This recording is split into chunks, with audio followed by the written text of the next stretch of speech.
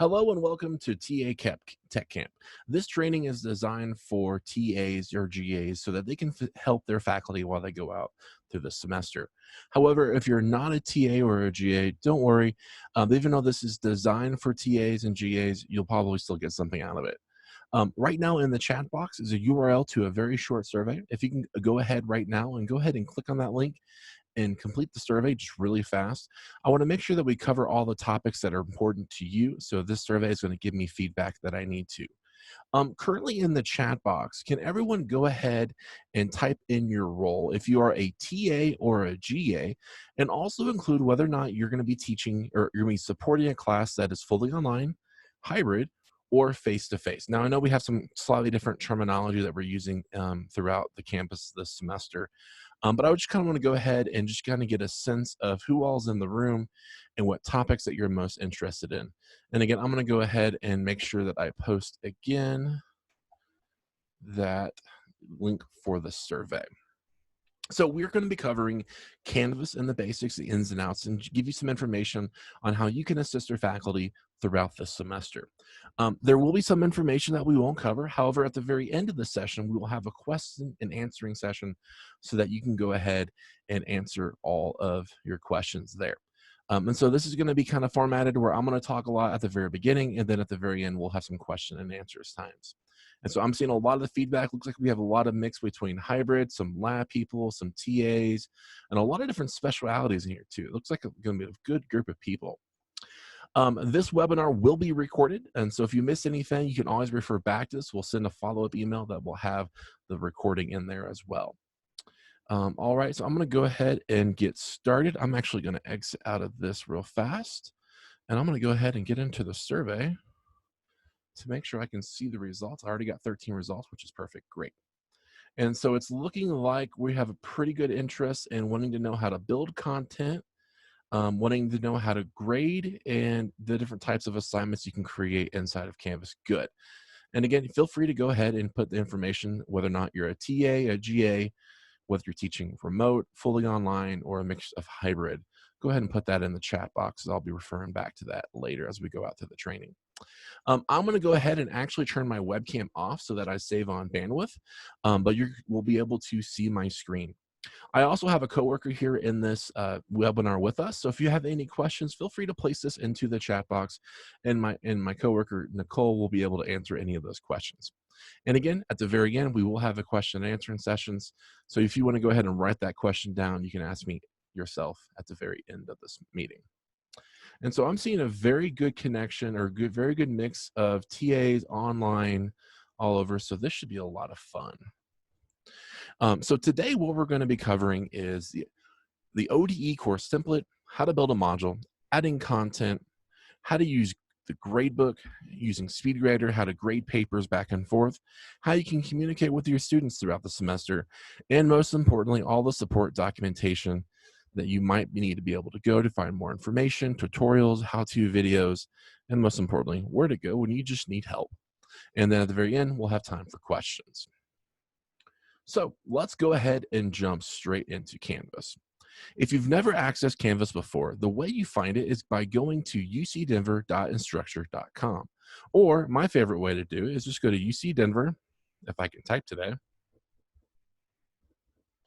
.edu. So when you go to ucdenver.edu, at the very top of this website, you're going to see the quick links option. When you select it, one of the top links that you're going to see under tools is going to be Canvas. So if you ever forget the web address, ucdenver@instructure.com, all you have to do is remember ucdenver.edu, quick links, and then you'll be able to find Canvas at the very top. And you'll be able to find this anywhere throughout the world. You'll be able to click on it and sign right into your Canvas. When you first sign into Canvas, you're going to be taken to your main dashboard page. Now, what's going to look a little bit different is when you're a student or a TA or a student or what's going to look different from a student to a TA version is you're going to be able to possibly see some unpublished courses. As a TA, you're going to have a TA or a GA, you're going to have the same rights as teachers to be able to see a course that is not published. So it's important to realize that in order for students to see a course, it first must be published.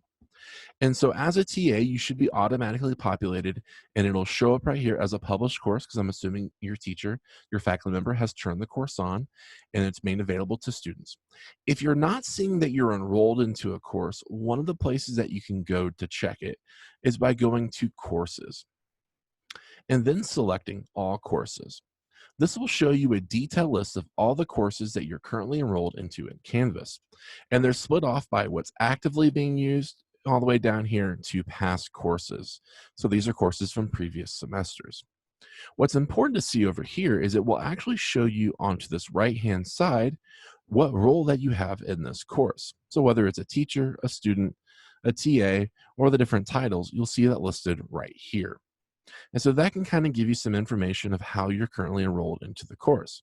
So as you're seeing here, here's a past course here that I was a TA and the course is published. So that means that anyone can jump into it and see the course. And so the first thing that you want to do is make sure you find and locate the course you're looking for. If you don't see the course that you're currently registered to be a TA, you need to talk to your faculty member and you need to talk to your department. All of these enrollments must go through the student information system and you cannot be manually added into it. So if you're currently going to Canvas and you're not seeing your course, now is the time to talk to your faculty member and your department and say, hey, I'm not seeing this Canvas course, what's up? And they'll be able to dig down and make sure you get the proper enrollment so you can start working inside your course. Once you find your course, all you need to do is go to the dashboard page and select on the course that you're looking for. Now, what's important to realize here is these dashboard courses are just courses that have been starred from the all courses side. So when I go back to all courses, you see these stars right here. Any course that has a star next to it will appear in your dashboard page. So if you want to filter some courses that you just don't want to see right now, or you want to put your favorite courses up there on your dashboard page, all you do is to click on it, and then it'll show up into your dashboard page. If you don't want it to appear into it, just click it again so it's not selected, and it won't appear on the dashboard page. Now that I'm gonna have that course starred, and I click on the dashboard page, I'm able to go into my course. Now, it can be kind of scary if you go into a course that's empty. And so one of the things that the Office of Digital Education has done is we provided an ODE course template. And the way you find this template is by going to Canvas and finding the Commons icon on the main Canvas navigation. So right here where I'm pointing with my mouse. When I click on this Commons button,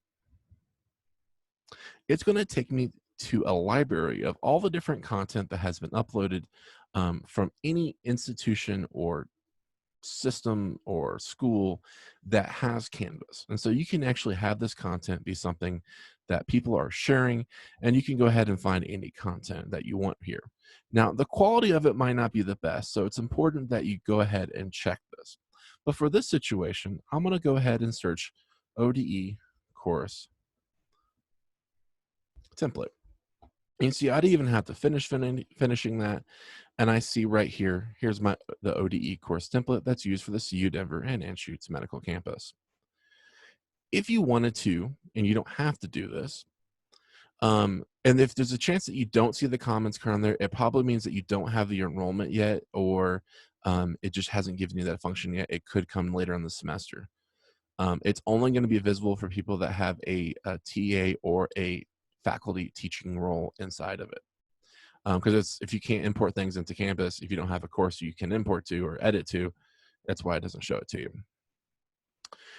So once you go into the search and you search for the ODE course template, you're going to be able to find this page right here. And if you want to, you can import this into your course. This is not something that you have to do, but it's just an option because it gives you some various information over here as in modules that we've already been pages and some example assignments right here. And so again, this is something that you might not have be able to see, but if you do, we want to go ahead and show you that you can use this as an example. When you're ready to import this into a course, you just navigate over here to this import and download button, select it, and then you want to choose the correct course. Now, it's very important that you only choose the course that you're wanting to import the template to. And we recommend that if you do import this course template, that you import it into a blank course. Now, hopefully, all of your faculty members that you've worked with have already built out to the course, and you're not going to have to start from a blank page. And so essentially in this one, I would navigate down here to my Wonderful World of Canvas course, select it, and say import to course. Now, I don't want to go ahead and do that now, so I'm not going to do that, but I just want to see that as an option. And if you're looking for more support information, you can actually find this on our website that shows you step-by-step how you can import this course template into your course. But now let's go ahead and start. And I'm going to make the assumption that you're now going into a course that your faculty member has already kind of loaded and put some items into, so you're not starting from a blank page. And the first topic that I'm going to go ahead and cover is how to start building a module inside of Canvas. Modules are a ways that makes it easier for your students and yourself to find the information that you're looking for. Another way that I like to compare what a module is it's a folder for your course. And so you want to group things together so it can easily be found. The most common way this is done is by either grouping it by topic right here, as such as here's an introduction to the class, here's everything you need to know, or maybe by sessions or weeks. So week 1, week 2, so on.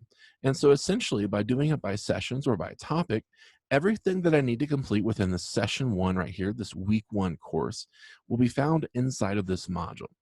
So that when students go to the course, they can click on the modules page and quickly find everything that they need to do that week.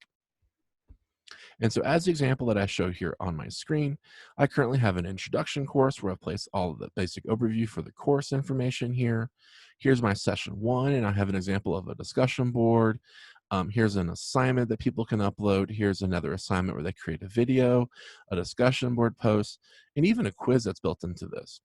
And then you can keep going as session 1, 2, 3, 4, however many different weeks or sessions that you have for your course.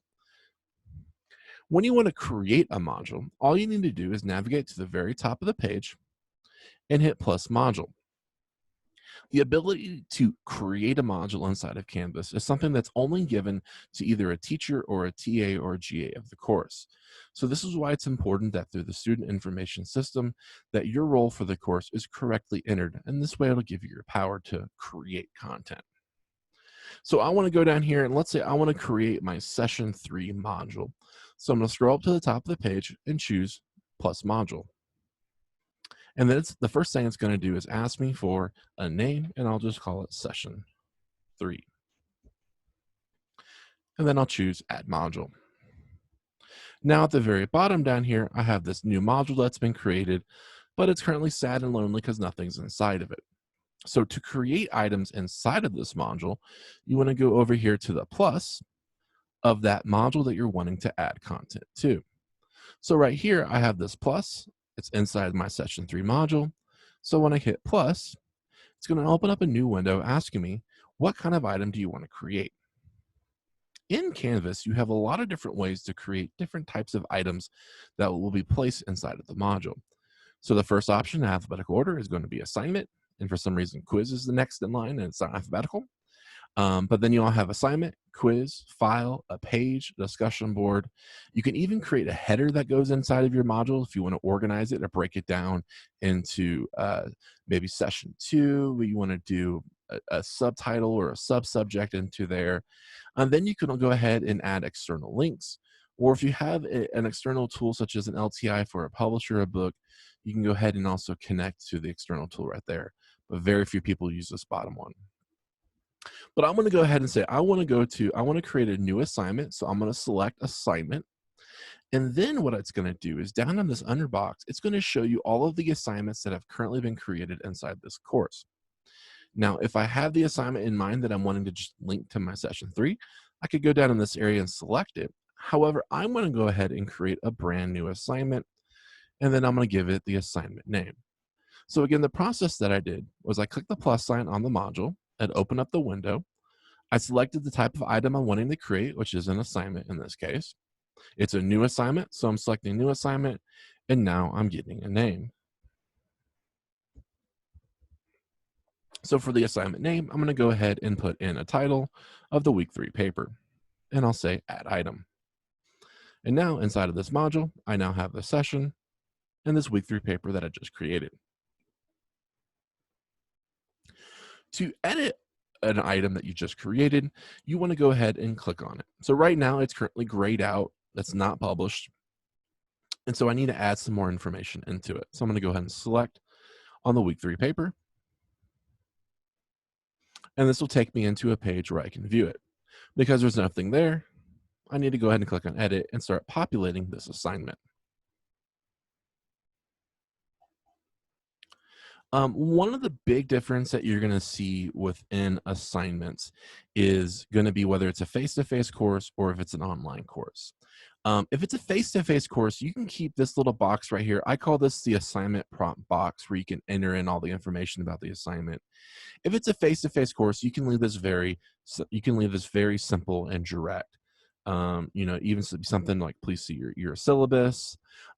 If you're doing an online paper, I would encourage this text right here to actually be words, but more importantly, to provide information that's going to help guide the students who are wanting to pull up this assignment. You want to make sure that as much information that can be available of the expectations for the assignment is placed right here in this assignment window. Now, what's great thing about Canvas is inside of this assignment prompt, I also have the ability to add links, or I can add attachment files, or I can add photos all within this page right here. So if I'm wanting to add a photo to this assignment, I can do so by moving my mouse over to the right-hand side, where I see the side navigation over here, and selecting images. I can either upload an image from my computer, or my personal favorite is to just find the image that I'm looking for on Flickr. So I chose Flickr by going right up here and saying search Flickr, and I want to go ahead and just search for a dog. What this is going to do is it's going to search the Flickr database for all images that are available for Creative Commons. So these are photos that we can use for free and don't have to worry about copyright violations.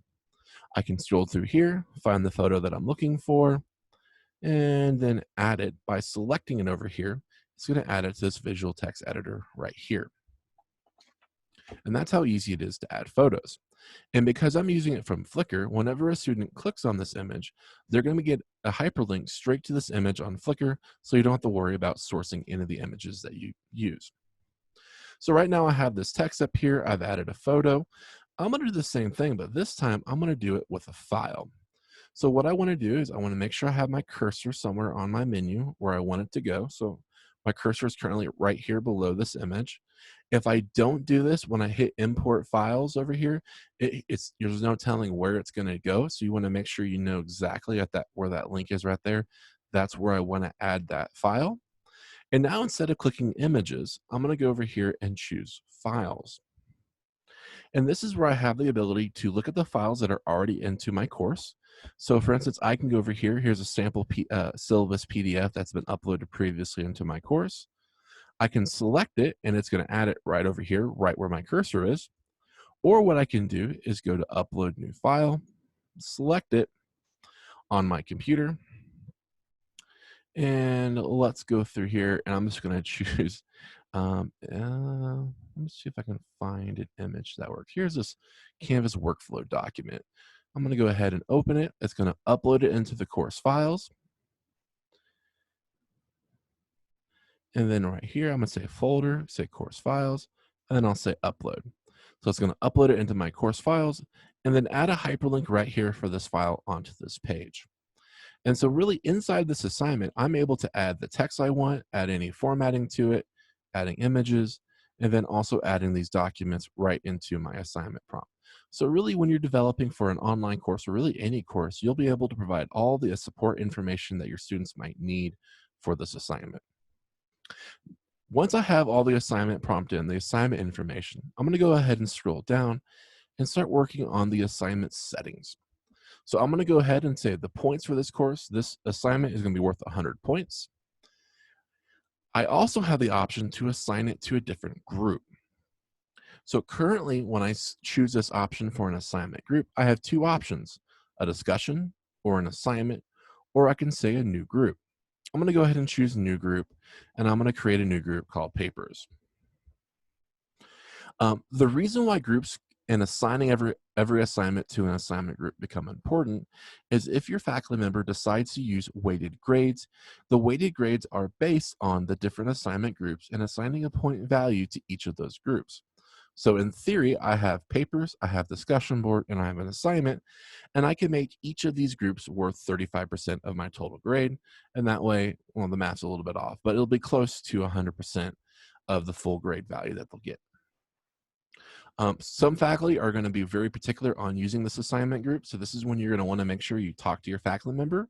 Some faculty are going to go, it doesn't matter. Just go ahead and leave everything under assignments. That's fine with me. So you want to make sure you have that dialogue with your faculty member. I'm going to leave this as papers. And then I have the ability down here to choose displayed grade as. You can choose to do a percentage base or a letter grade. As default, we just say keep it simple as points because it's easier to kind of do a calculation based on points. So that's why we just go ahead. It's worth 100 points. We'll display it as 100 points. But again, if you have a faculty member that wants you to use a letter grade or a GPA scale or percentage, you do have that ability to do that here. This just shows how it's displayed for your students when they look into the gradebook or look into the grades. This bottom right here is that if you want to have an assignment that isn't worth anything for the final grade, it's just something that you're using to refer back to, or maybe it's a peer review paper. You can choose that here. This is not an assignment that does not count to the final grade, and it won't add this into the overall grade numbers. This is very rare that it's done, but it is available. Now, one of the most important parts in this step when creating an assignment is choosing the submission type. If you're wanting them to submit it on paper to you in person, you would choose on paper. This means that the student is handing the assignment over to you, and all you're really doing inside of Canvas by creating this assignment is creating a column inside of the gradebook. If you're teaching a hybrid course or you're wanting your students to submit items online virtually, you're going to want to choose online. So those are the two main options that people use: on paper, meaning they hand it to you, or online. There is an occasional time when you would use no submission, and that's really when you're wanting to do extra credit, or that's when you're doing participation where there's nothing really going back and forth. But you want to choose, do I want to do it on paper, handed it to me, or is it online virtually? Now, one of the advantages by doing everything online and making them submit everything online is that there will always be a track record of what has been given to you. And so students can't go and think, well, I dropped it off at so-and-so or this office or over here, and then you can't find the paper. By having it go online, you have the date and time when everything was submitted. And so I would encourage all the submission types to be online. So once I choose online, I get these different options for the type of ways that someone can submit it. The most commonly used is going to be media file uploads. So that's going to be a PDF, a doc or docx file, an actual file that they upload, a PowerPoint or Excel. However, there will be situations where maybe you want them just to use the free text chat box, to type in their words freely, so it's no formatting. Or maybe they're going to give you a URL to a website, or maybe a URL to a Google document. You can choose these different options. One of the things that's great about using file uploads is you also have the ability to restrict upload file types. This means that if I choose this box, I can type in the extensions for the files that I only want to receive. So for me to do a file upload and I want it to be a paper, I can limit this to .doc. Actually, I don't have to even put the dot in there. .doc, comma, docx, comma, PDF. So what this is doing is it's preventing students who possibly are using Pages, or they're using Word Art, WordPerfect, they're using a text file. It prevents them from presenting different file types to there. You've gone ahead and defined, I will only accept .co or docs, doc files, which is the new version of Office 365, and PDF. So this means you don't have to get some weird file types that you can't open. Do you have to do this restrict file upload? No, but it does help you kind of on the back end if you have a student who just doesn't have the software that you're used to. And then the final option here for the assignment is to choose whether or not you want to enable Turnitin submission. Turnitin is a plagiarism detector that when you select it, all the papers will be uploaded into a repository and checked for plagiarism. Was it copied from somebody else? Was there a part that was cited incorrectly? You'll be able to see that with Turnitin.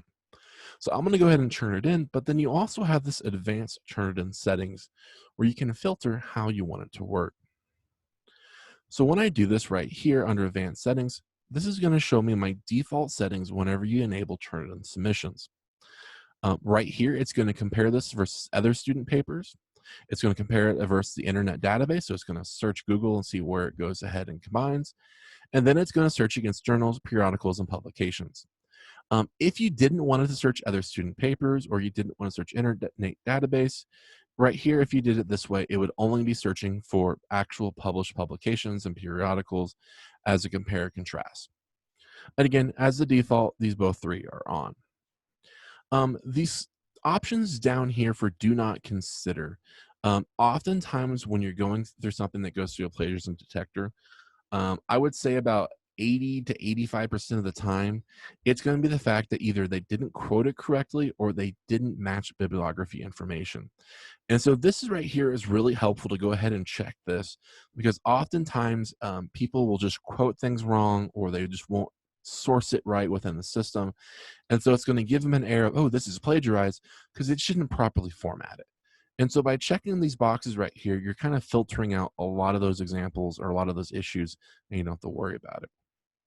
Finally, this option right here for include in repository, what this means is when it's selected is every time a paper submits a paper, a copy of it stays in the turn it in repository so that it can search versus other work. I am not a fan of that, so I always encourage faculty to go ahead and turn that off. But there are some faculty that are going to want it. So depending on what your faculty member you're working with preferences, you need to be able to ask them, do you want this to be submitted into the repository or not?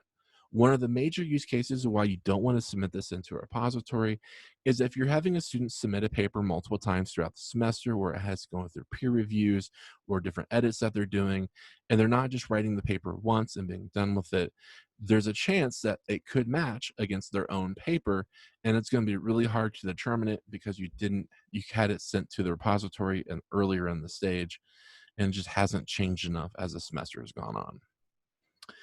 And so again, the reason why I don't want it to go into the repository is that I don't necessarily want my student work searching against themselves. I want them searching against other items into it. And so it just kind of keeps it better in my opinion. And when you have all these settings correctly, you go ahead and hit update settings, and then you're done with that. You now have the ability to choose how many times you want to have someone submit a submission. So the current allowed attempt means that someone can submit an assignment again and again. Now, each time you submit an assignment inside of Canvas, it will track the date and time of that submission. And so by default, it pulls up the last submission. But if you wanted to, you could change this to limited and say, I only want this to be submitted once, meaning they can only submit one submission for this paper. And so that's by choosing limited and choosing that attempt of one. Now, I'm not going to be covering peer review and group assignments. However, if you do have this question, please write it down that you want to find out about group assignments, and I can go over groups at the end of this webinar. Finally, the last thing that you need to do for the assignment is choose who's going to get this paper and the date and time that they need to be able to do it. So by default, it's going to go ahead and assign it to everyone, and then I can go ahead and enter in the due date. I'm going to go ahead and here and say that the due date is going to be for this Friday. And then I have the option down here to choose my available from and into date range. This means that this assignment will be available, meaning someone can submit it this time until a certain time when I say, nope, nothing can be submitted after this. So if your faculty member has a late work, that late work assignments will not be accepted 24 hours after the due date.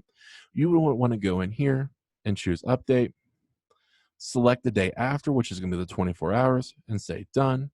And so now the due date is on the 21st, and they will be accepted late up until right here on August 22nd.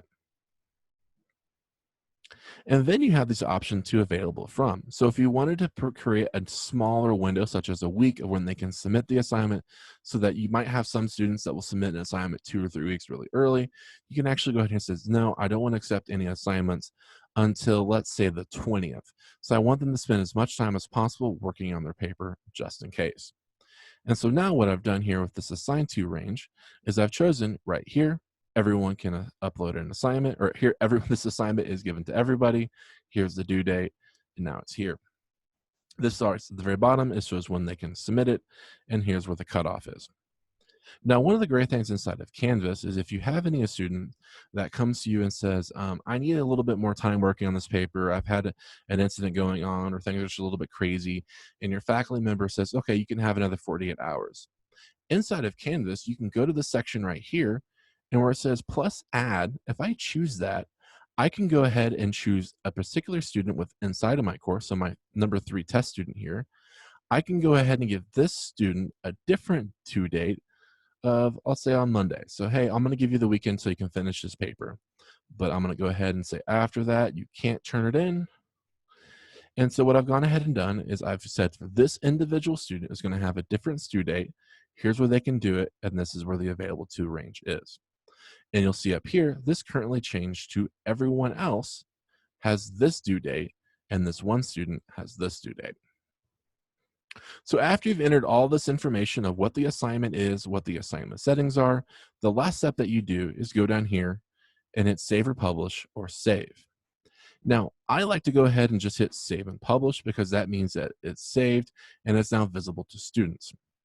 If you want to, you can go ahead and hit save, and it means that assignment, all the information you put in is saved, but students will not be able to see it until it is published.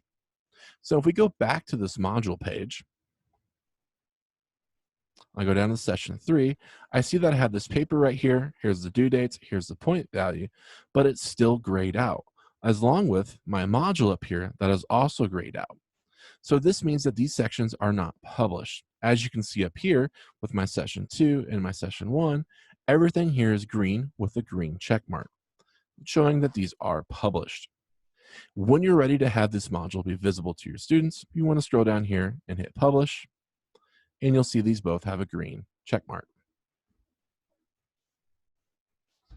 And so that's an example of how you're able to create an assignment and publish it so it's visible to your students. Now let's go over here, and I'm going to click this little plus sign, and this time, instead of creating an assignment, I'm going to create a page. This allows me to create a content page where I can provide information. So I'm going to go here and say it's a new page, and I'm going to say session 3 overview. One of the things that we really like to encourage people to do when they're creating a course, whether it's face-to-face or online, is you want to make sure you give information to your students of what your expectations are for the week. And so these session overview pages are very important to do just that. And so as I see right here, what I did, I kind of did it really quick, so I'm going to move it back, is when I added this new session 3 overview, it actually put it right down here at the bottom because it's the last thing I created. But I want to go ahead and put in the order that I want my students to go in. So if I move my mouse over this cursor right here, my cursor changes to these little crosshairs. If I click on it, I can drag and drop it into any order that I want to. I can even take an item that's in module 3 and move it up to module 2 or module 1 just by dragging and dropping it around.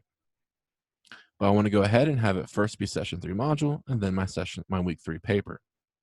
So just as I did with the assignment, I'm going to go ahead and click on it, and it's going to show me the blank page because there's nothing currently on it. But what I can do is I can go over here to edit and start filling in the information for this page. So just like any information that I do on the assignment, I'm going to see this rich content editor right here that allows me to enter text.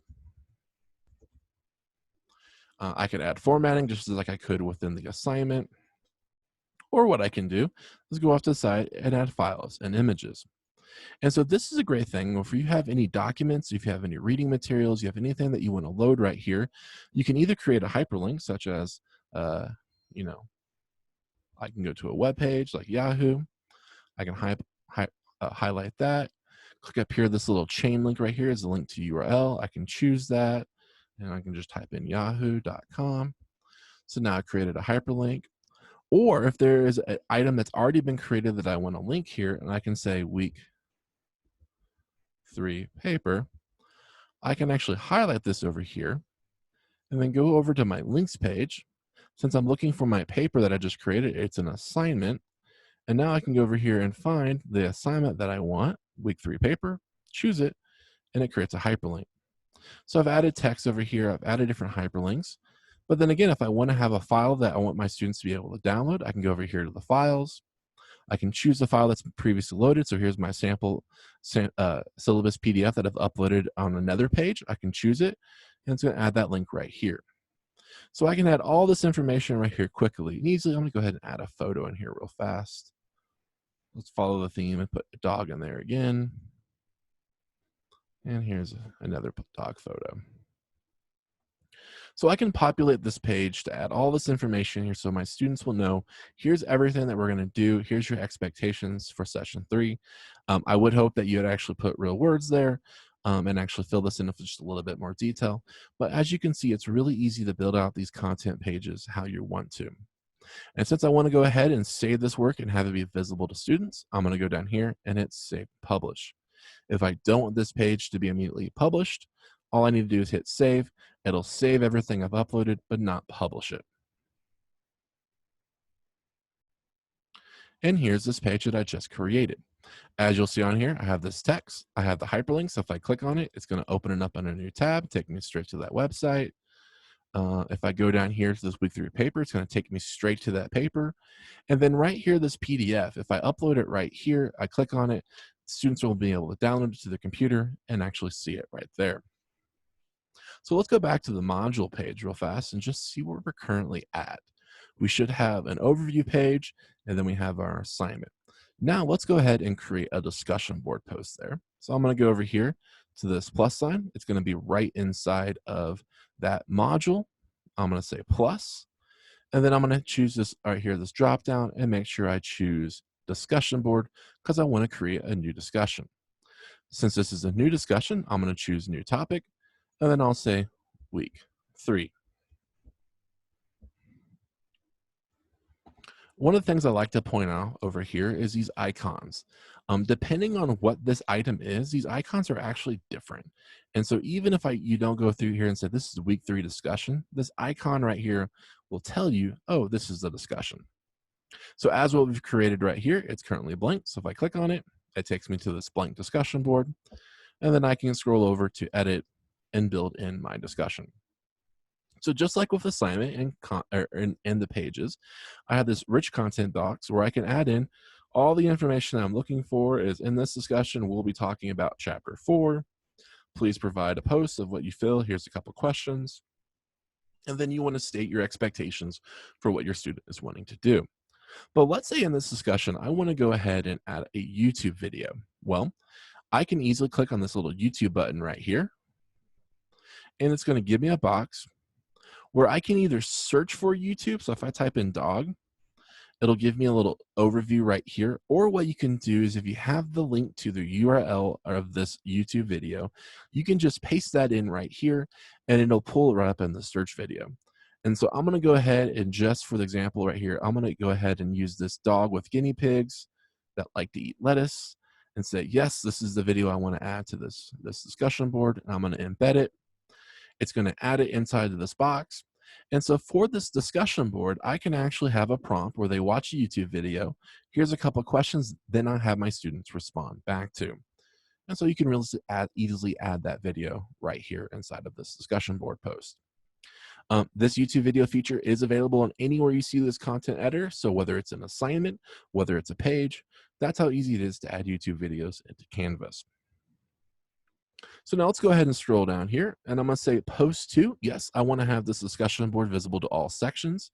If you have an undergraduate and graduate section, you might click the drop down right here and you want to choose, okay, I want it to just go to my graduate section or my undergraduate section. So you do have the ability of choosing who gets that assignment.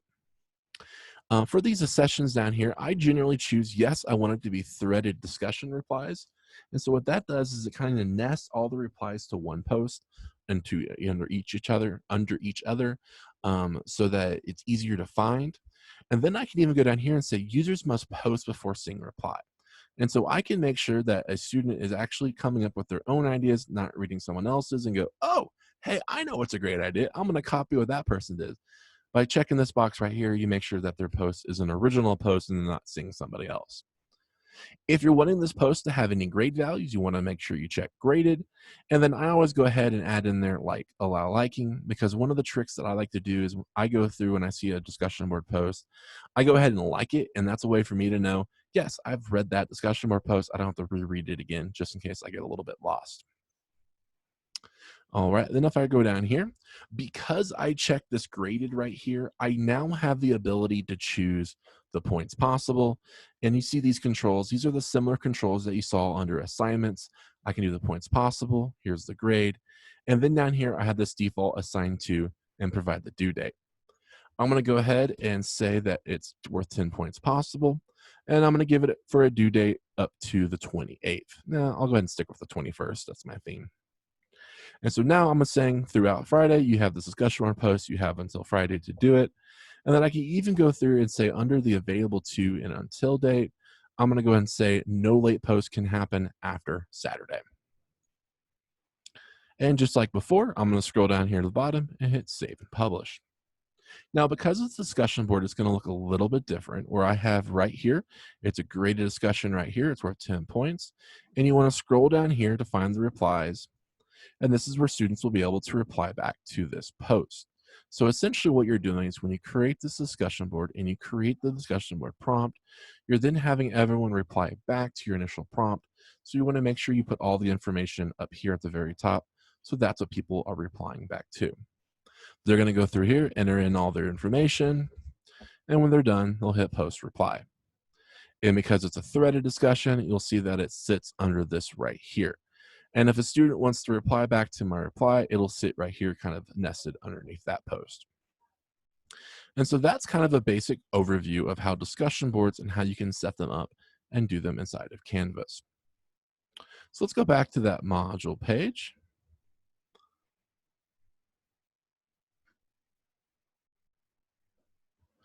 So one of the other options that you can do under session 3 is I'm going to hit plus, and I'm going to go over here and say this time I want to choose a file. And so if you have a file that you're wanting to add here, and this is where they can easily find it, I can choose file. I have the option of uploading a new file, selecting new file, choosing it on my computer, or I can actually see all the files that are currently listed inside of my course, and I can go ahead and choose that. So if I wanted to add a syllabus inside of a module again, I can say file, I'll choose my syllabus that I uploaded and say add items. And so then what that does is it puts that little file attachment right here inside of this module so that you'll be able to see it. So the last thing I want to show you how to do for creating items inside of Canvas is how to create a quiz. So I'm going to go back to this module, find this plus sign. I'm going to choose what I want to create, and that's going to be an assignment, or a quiz. So yes, I want to add a quiz to session 3. It's a new quiz, and I'll just call this week 3. So just as before, I'm creating an item, I'm putting it into the module, and it's going to show up blank right here. So I'm going to go ahead and select it, and now I'm going to be able to start creating my quiz. This is where things start to look a little bit different from what you typically see or I've shown you so far. So now what I'm going to do is click on Edit, and this is where I'm going to start providing the information for this quiz.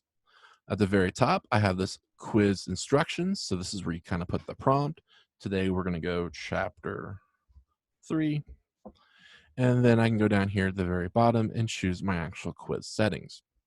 So the quiz type is going to be a graded quiz. However, if you do want to create a survey, you can choose it to be an ungraded survey so that it just gives you the results. But I'm going to go ahead and leave it as a graded quiz. It's not going to ask you for the point value because you have to add the point value to each question. So that's why there's no option right here. But one of the most important things that I always want to encourage people to use is you definitely want to shuffle answers so that changes the order that the questions are displayed from student to student. And I want to put a time limit on the time that someone can take the quiz. The reason why this is important is if you give your students time to take the quiz as long as they want, there does become a risk of them possibly copying, printing the quiz, or sharing it with a fellow classmate. By limiting time, I can make sure that while they take the quiz, they're focusing on the amount of time they have in the quiz and not necessarily doing anything malicious. So for instance, this is going to be a 30-question quiz. I'm going to go ahead and say I want to provide 35 minutes. So that's about 1 minute per question. That's plenty of time to be able to read the question, think about it, and respond. And then you have the option down here to allow multiple attempts. The reason why you might possibly want to do this is if your faculty member is wanting to create a quiz that just allows students to constantly re engage or use a quiz kind of as a flashcard. I can keep taking this quiz as many times as I want. I can say, yeah, allow to take them as multiple times and just keep the highest score of this quiz. Or if I want to, I can say, go ahead and average it or just take the last score. And so if you're having it where it's an exam, they can only take it once, definitely don't check allow multiple attempts.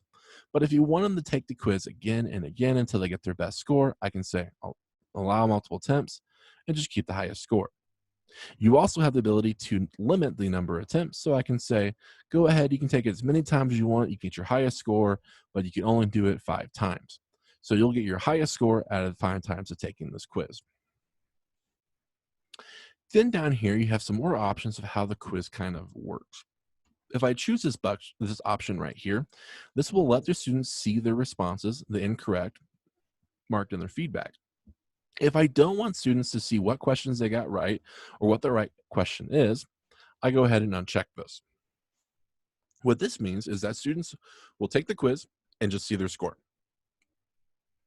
They won't see the other options. They won't see what was right or what was wrong on the quiz.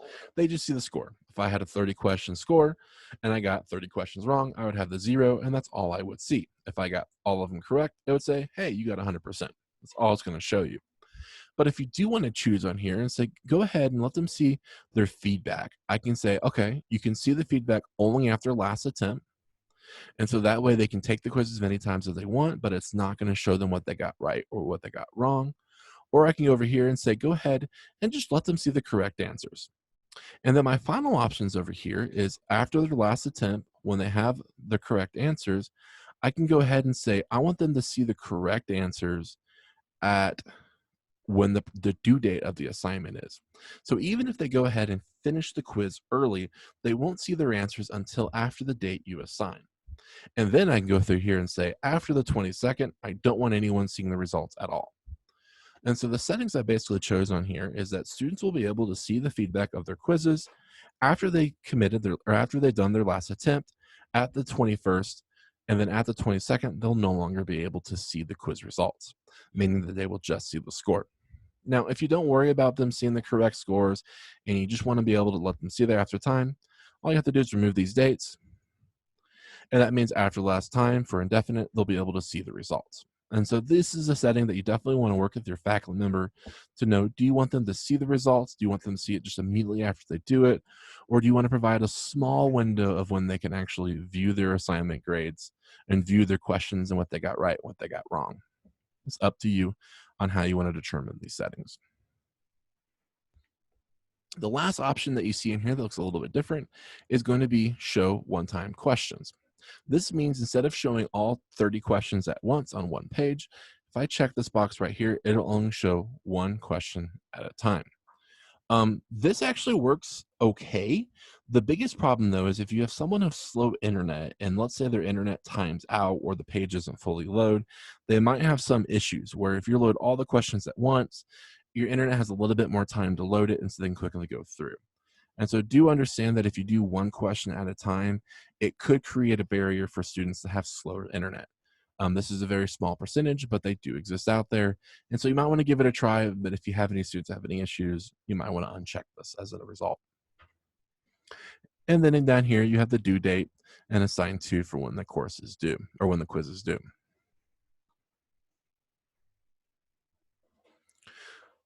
So that's just the quiz setting. Now we actually need to go through and build this quiz. And the way you do this is by scrolling all the way up to the very top of the page, and you'll see these two tabs, a details tab and a questions tab. To add questions to this quiz, you need to select the quiz questions tab. And this is where you're able to add quizzes into it. Now, for the purpose of this training, I'm going to keep it very simple. However, if you want to find more information, there are tutorials that go in way over more in depth that will provide you each information on the different types of questions and how you can use question groups. But I'm only going to go over and show the very basics of how to create quiz questions. To create a question, I want to select Add New Question. And then if I go over here, I can say, here's my question. And then I have this drop-down box here to choose the type of question that it is. Multiple choice, true or false, and all the way down to essay and formula questions. The most common questions that you're going to be doing will be multiple choice, true and the false, and fill in the blanks. And so those are, I'm going to go ahead and do multiple answers as well. So these are the questions I'm going to show you how you can create. So for multiple choice, I'm going to select it. Then over off to the side here, I have the points that I want to give for this question. I can choose, do I want to have it be 1 point per question, or I can say, let's go ahead and make this worth 5 points per question. I'll be able to ask, what is the best color? And then I go down here to these answers and I can say blue, red, gold, and just type them in there as I want. So currently right now, it's saying that the correct answer is blue. Now we all know the right answer is gold is the best color. And so to change it, all I need to do is move my mouse down here off to where that arrow is and select it. And as you see over here, that's when I can choose what the correct answer is. Since I want gold to be the correct answer, I'm going to go ahead and make sure the arrow is pointing there. It's going to say correct answer. And that's when I know it's going to display correctly. Now, these boxes right here allow you to add different feedback, whether it's feedback that got the question right, they got a question wrong, or when it's just kind of a neutral feedback. So what you can do is if you wanted to provide feedback based on each of these questions, you could just select this right here. It gives you a text box. So if a student chooses blue, I could write a message or feedback there that says, I'm sorry that you feel so blue, but unfortunately this isn't the correct answer. Or what I can go through here and say is, please read chapter 3 where you'll find the answer for this question. Now, if you don't want to do it on the end of individual answers, you can actually go down here to these, and this is kind of the overview. So if they get this question right, I can say, great job, add some positive feedback. If they get the question wrong, I can go over here and say, sorry, please read.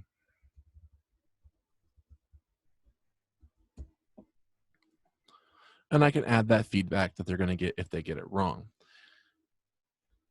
And so no matter whether or not they're shuffled right here, because you're putting the feedback right underneath these questions, it's going to match it. And this right here is just going overall if they get it right or wrong. And so this doesn't matter the order that the questions are into. One thing that is important to point off on here is when I go over to multiple choice and I have an option down here saying, E, all of the above. If the answers are being shuffled and I do E, all of the above, there's a chance that the all of the above might be at the very top. And so that's when you don't want to shuffle the answers around because it can get really confusing. And so it shuffles the answers for all the questions that you create as well. So now that I had this question into it, it's a multiple choice. It's worth 5 points. I've put all my possible answers in there. Last thing I want to do is do update question, and it's going to save what I've done. So let's go ahead and do new question. And this time I'm going to go over here and say multiple choice. I'm going to do true and false. And I'm going to say yes, true or false. Let's make a statement.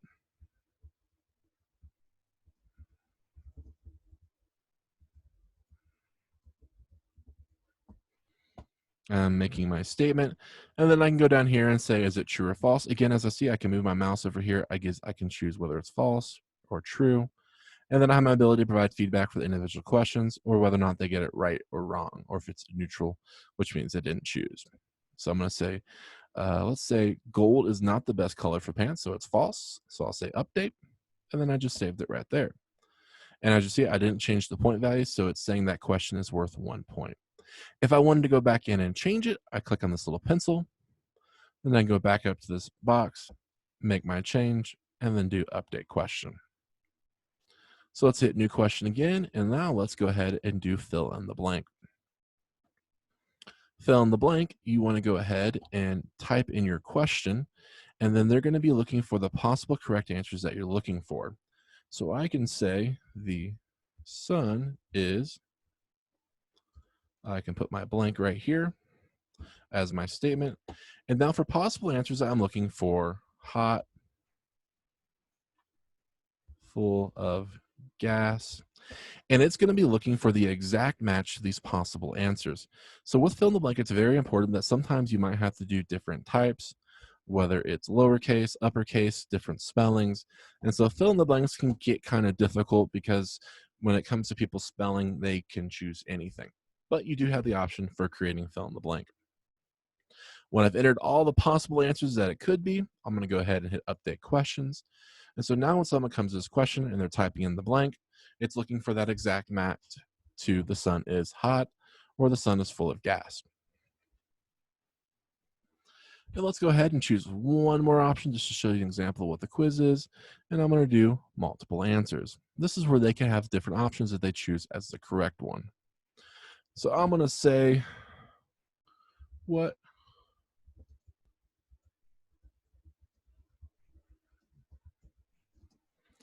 And then I can go down here for the correct answers, and I can say white, pink. Oh, wow, I didn't spell that one right. And I can even add some other answers over here. Let's say gray. And let's go over here and say final color, let's say tan. If any of these possible answers that I'm just going to type in here, these are kind of just the distractors that I'm putting in. I'm going to go ahead and leave this one blank. Since I don't need this, I'm going to go ahead and delete it. But then if I want to go ahead and deselect one of these as a correct answer, because you definitely don't want to paint your walls with brown, I can uncheck this right here, and now it turns it into a possible answers. And so the two answers I'm looking for are white and pink. No, let's not do pink. Let's do gray. That's a better color, maybe. And then I'm going to go over here and say update question. Before I do it, I'm going to go ahead and change the point value to 5. And so what I've done is I've created several different questions to show you what it looks like. And when I'm ready, all I need to go down here and hit save or save and publish. I'll just hit save. And then it takes me back to that quiz page. Now I currently have those 4 questions set up, but let's go ahead and look at a preview of what that looks like. So if I hit preview, it's going to give me an example of what it looks like based off of the quiz I just created. So if I go over here, it's a random order. What is the best color? It's gold. I'm going to select it. And if you'll notice off to the side, it actually shows the number of questions that I have upcoming, whether I've completed them or not, and the current time I have left on my clock. And over here, it says this quiz was started at this time and here. And so all this information is to let your students know, here's when you started the quiz, here's the time that you have left. And it's going to say, hey, look, you can do this until this. And so your students don't really have an excuse of, oh, I didn't finish the quiz on time, or oh, I didn't get enough time, because it's showing you all this information right here. So I'm going to keep going through my answers over here. I can choose true or false. For my fill in the blank, I want to make sure, and I say cold. That's going to get it wrong. Which color? I can choose the colors I think. I'm going to choose pink and brown because I'm stylish. And that way I'm going to go ahead and submit the full question. As you see, students will have plenty of time if they need to review back any quiz questions, they can. And then when you're done, you just scroll down the bottom and hit submit quiz. Because this was just a preview, it doesn't actually score anything or save anything, but that's an example of what it's like to create a quiz, and then they go through and test it to make sure that it's displaying and working as you want. The final thing I'll point off right here is it'll go down here. It'll show you all the details for this quiz. And this page right here is actually visible to everyone who looks at it. So they're going to be able to see the quiz type, the points, and they're going to be able to jump in and take the quiz.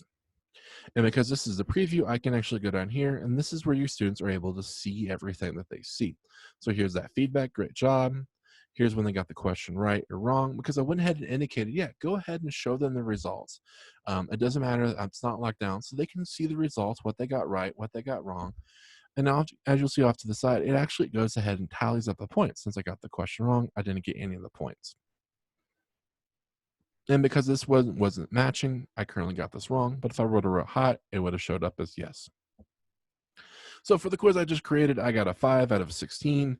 So I definitely need to rework on my quiz skills. All right, so that's an overview of how quizzes work. What we're going to jump into now is the gradebook and speed grader.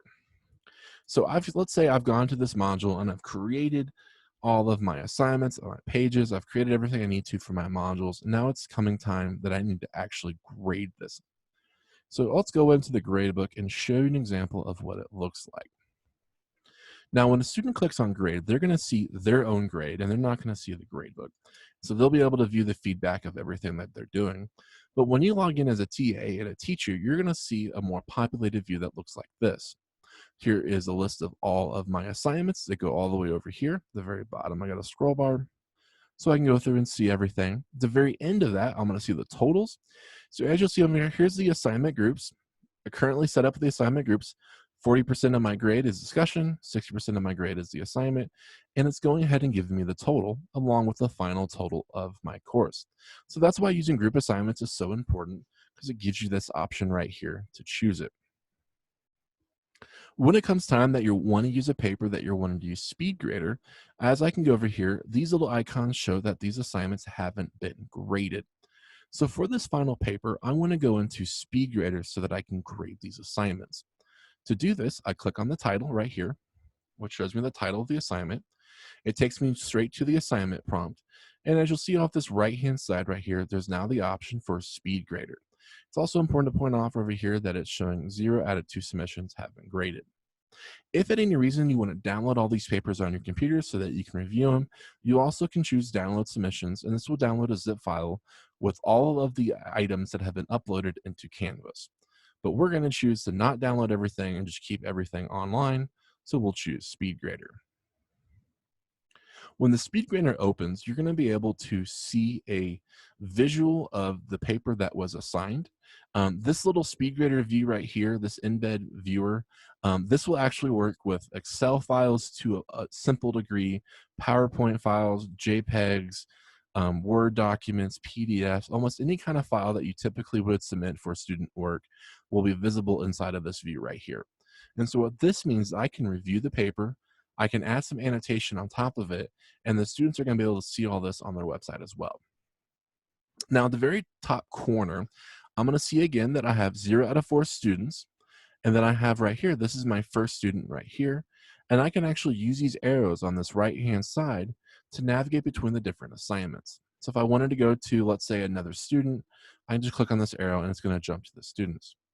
If there's a particular student that you're wanting to jump to, there's this drop down arrow right here, which allows you to click on it and then jump to the student that you're wanting to grade. So I'm going to go ahead and go back to my first student and then load this paper. Now, it's very important over here that you see that this will show you the exact time that the paper was submitted, the day and the time, and that this paper was actually submitted late. So it's going to label it right there, late. Because I allowed people to submit this assignment after a certain date range, it's going to allow people to submit the paper again, but it will mark it as late and give you the date and time that it was submitted. So that's what's great about using online submissions is you know exactly when something has been uploaded, not like if you just drop it at a front desk, you don't know when it came in. Here it's going to give you all that information. So inside of SpeedGrader, let's go over the animation or the annotation tools. If I wanted to, I can hit the zoom button. I can zoom in closer. If I want to go full screen, I can hit this and it'll jump it out to full screen. But let's go over the SpeedGrader. I have several different options over here. So if I want to drop like a flag, say, hey, right here at this point, I want to put a comment. I'm going to say right here, I'm going to move my cursor there and select it. It's going to drop that little pointer right there. And then off to the side, I'm going to be able to leave a comment. And then I can provide my feedback right there. If I want to go to the highlighter tool, I can select the highlighter tool, and then whatever I highlight with my little cursor right here, it'll go ahead and highlight it. I can even go over here and choose the color. So if I want a more pleasant purple, I can choose purple, and then I can go ahead and select that first sentence.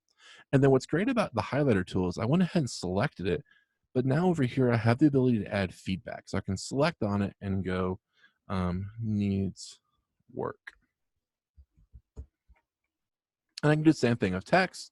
So I can select this little text editor right here, and I can choose, all right, I want to go ahead and just free text this. I'm going to say right here. I'm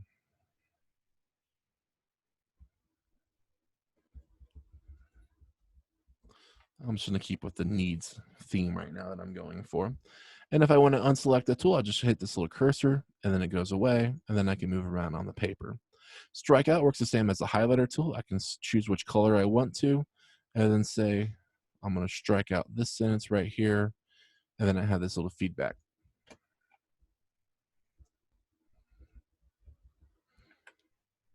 And the same thing here for this brush right here is this actually is a freeform tool. So if I wanted to, I could actually just draw a circle right here. You could probably even do a highlighting here if you wanted to.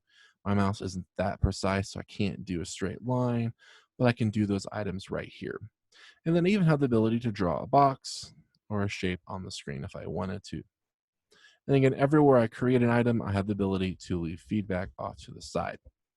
Now, after you use one of these tools and you're annotating and you're marking up the document, if you decided that you don't like what you did, you can always move over here, hit the trash can, and delete it. And this will delete the comment so that it's not visible.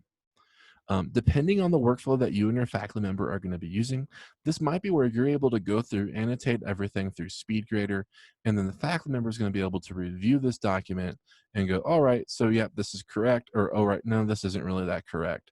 And then they're going to be able to actually delete your comments, or they can even see your comment and reply back to it and say, um, read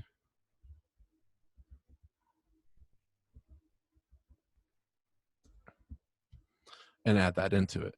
And so a faculty member can actually add a comment to you. You guys can both go back and forth and add comments, or someone can override that comment as well. And so all of this can be done right here through providing the annotations. If you decide that you want to actually download the document, there's actually two different ways to do it. Over here, there's a little drop-down arrow. This drop-down arrow allows me to download the document without annotations. Now, if I use this drop-down arrow right here, this icon allows me to download this document with the annotation as a PDF. And so as you see on there, it'll go ahead and download as a PDF. The one bad thing about SpeedGrader is it doesn't allow you to track changes. So if you're providing feedback and you're wanting your students to download it to their computer, make the edits and track and approve, it doesn't work like that in SpeedGrader. It just allows you to mark it up, provide the feedback, and then the student would have to redo their paper and resubmit it if you possibly wanted that. And to point off before, as I said, this can open many different file types. Right here is a PowerPoint that's uploaded. So I can actually go through all the PowerPoint slides, make the same annotations as I would before, and go, no, what's up with this? So no matter what the file type is, you can go through, view the slides, make the annotations, and they'll be able to see it. So one other thing I want to point off right here is, as before, I highlighted the ability to use Turnitin. When you submit a Turnitin assignment and you get back, this right here is giving you the Turnitin score. If you don't have Turnitin, don't worry about it, but if you want to use it, this will give you kind of the insight of what's being plagiarized and what's going on. The important thing about plagiarism scores is you definitely want to use this as an indication, not as a definitive result. So you always want to go ahead and click on it and then use your own discretion to see, is this really plagiarized? Is this a formatting error? What's going on here? And so as you'll see over here, I have this paper that I've selected. And if I click on this little score right here, it'll highlight everything that it's found, and it'll show you the source that it's matching to that source. And so what this is doing is it's actually found this sentence or these sentences on another document that has been submitted into Turnitin. And so all this is doing is say, hey, look, this was submitted on a student paper. Oh, this right here is an internet source. And I can even click on this over here and it'll show me the exact source and location of that plagiarism. And so this just gives you more and more information. And so you can use this as insight, and then whether or not you see a paper, you can actually bring it up to your faculty member going, hey, I looked at the Turnitin score and I looked at some of the results, and, I think it's accurate that 60% of the paper was taken from other sources, and it doesn't look like it was a formatting error.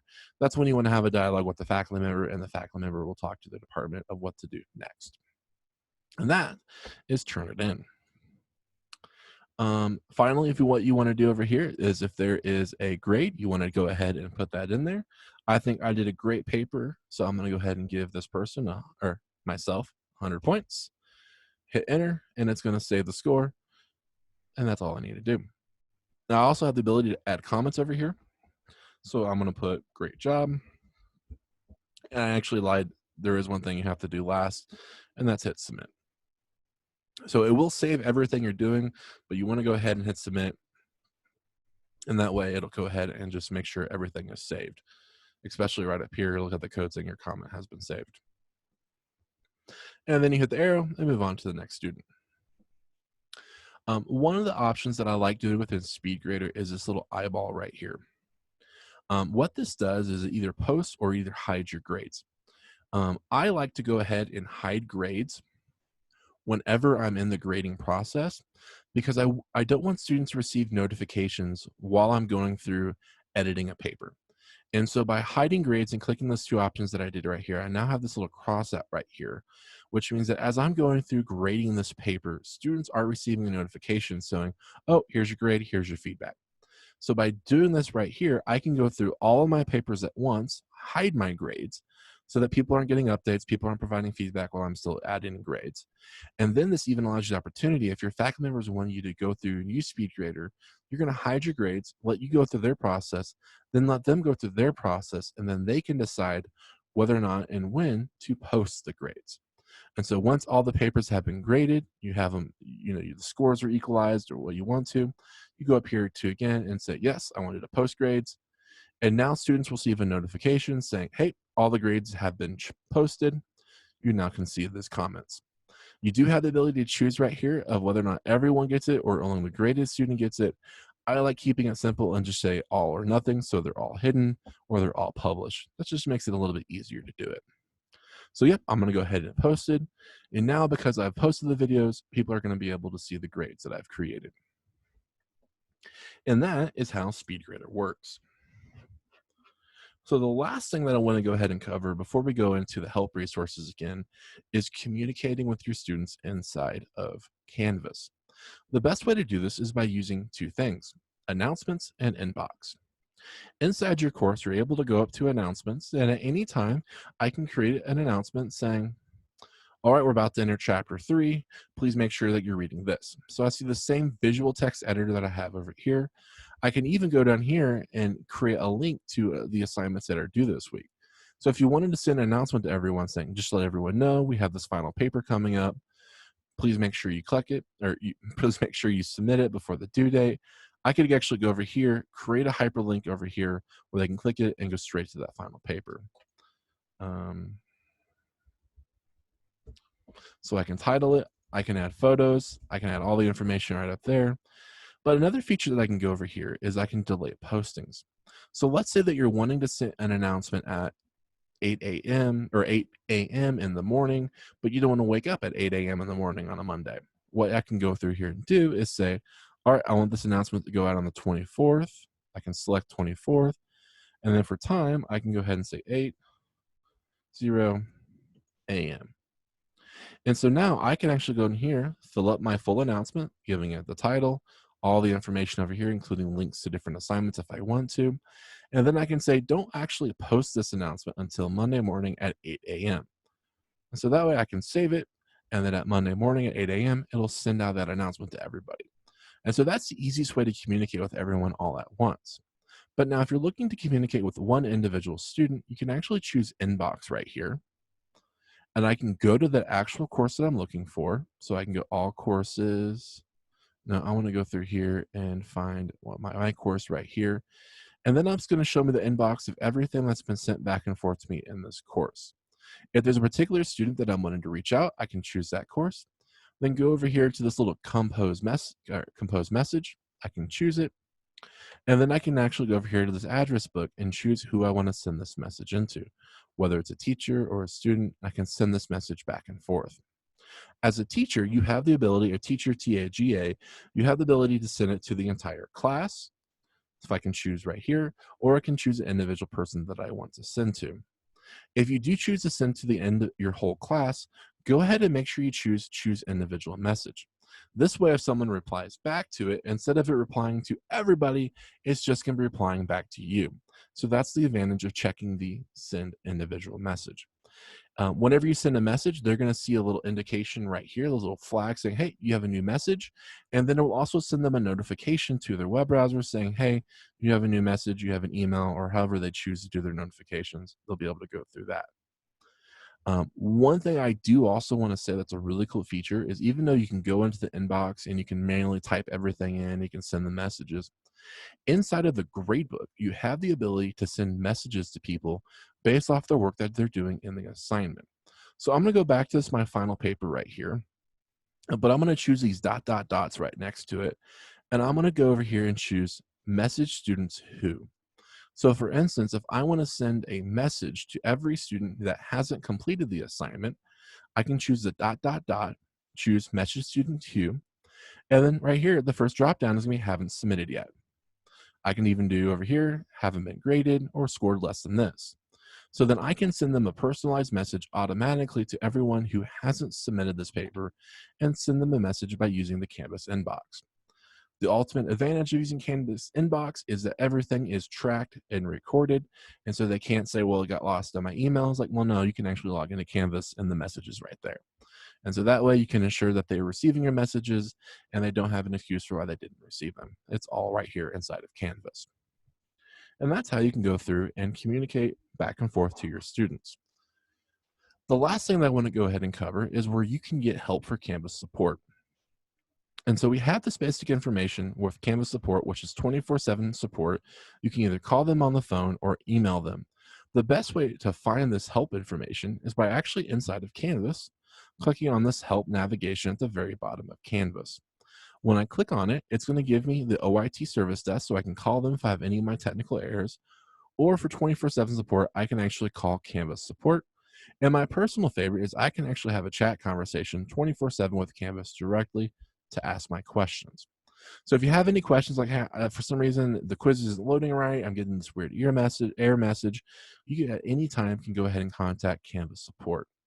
Now, if you're looking to find out a little bit more information about how something works, or you want to find out some more information on how a feature works, or you wanted to kind of dive deep into it, you can go right over here to this Ask the Community.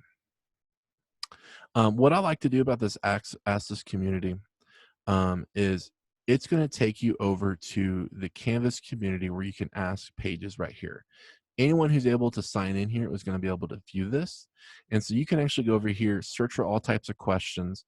Or my personal favorites is just click on this little knowledge up here, and you'll see a guide that shows you how to do everything with inside of Canvas. So I can go on guide right here, and then I can say getting started. I can search for how to do quizzes, how to do this. And you're going to find a guide or description all within inside this Canvas community that lets you do this. And again, that's by clicking on just Ask the Community. You're going to be able to see all the guides. You're going to be able to ask people from all over the nation and world how to do things, and they'll be able to get information that way. And so if you can't find it by asking directly to Canvas support, you can search for yourself right there using Ask the Community. One of the things that's also really good, if you just go to Google, you type in Canvas quizzes, almost the first result is always going to be a Canvas community link. So you can actually just search Google and find it just easily that way. And so that's by be calling 24/7 support or calling directly to the CU or the UC Denver OIT service desk. And here's the phone number, and then here's the email address. And we can actually add this information if you look to into the chat box. Or again, you can go ahead and just click on Canvas Help to find that. All right, so I know I have been talking a lot and I've covered a lot of information. Now what I want to go ahead and do in the time that we have left is circle back for any questions. Looks like Nicole has been answering everyone's questions. So if you have any more questions, please feel free to go ahead and type them into the chat box. Or if you want to go ahead and click on the participant tab inside of Zoom, at the very bottom of it, you're going to see a little hand that you can raise. If you raise your hand, I'll unmute your microphone so you can ask your question live. Or again, you can use the chat box. And I'll be more than happy to answer any of your questions or dig deeper on anything that you've seen that maybe you have some more questions or just want to find out some more information about that. And again, while everyone's asking their questions or going through that process, this recording has been, or this meeting has been recorded. So you will be receiving a link a little bit later so that you can actually rewatch this video if you're wanting to.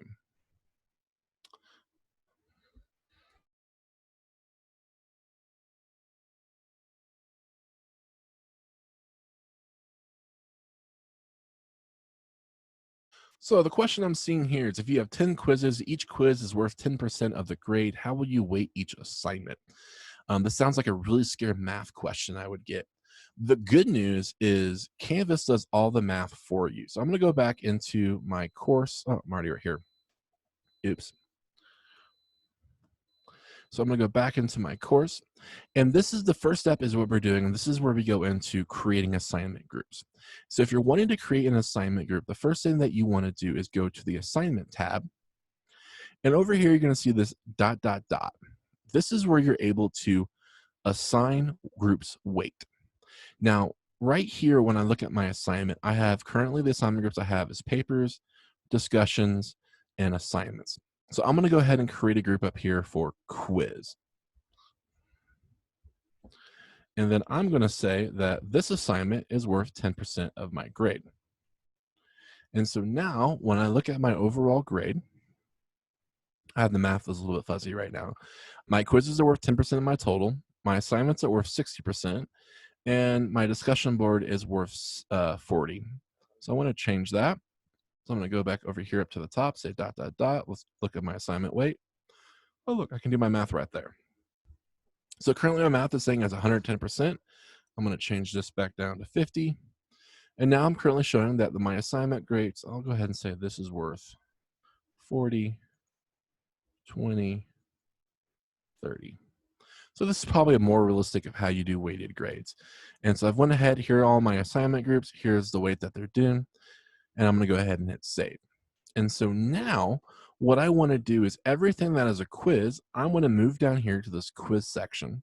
And so you would have 10 quizzes.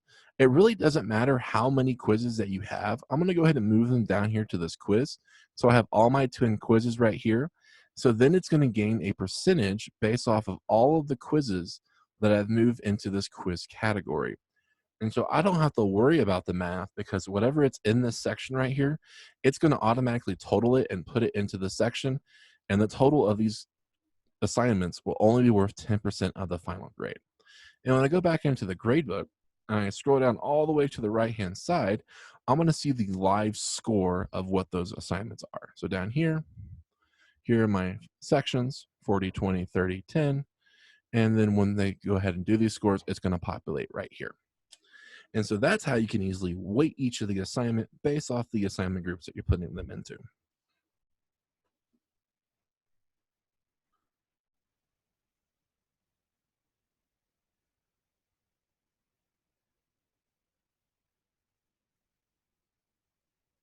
All right, I got a drink of water. Does anyone else have any other questions that I can help you out with today, or is everyone feeling really good about everything we've covered?